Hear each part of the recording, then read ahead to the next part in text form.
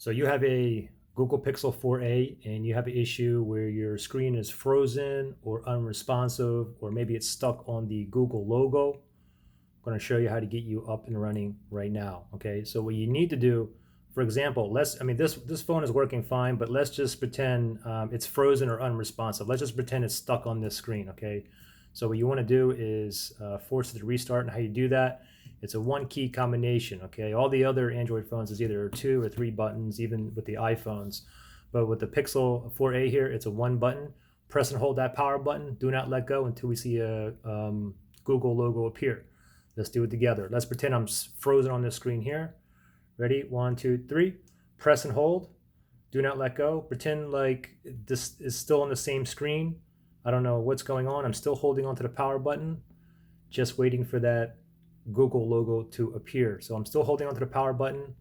So it's restarting now. Just wait. Google logo, there it is.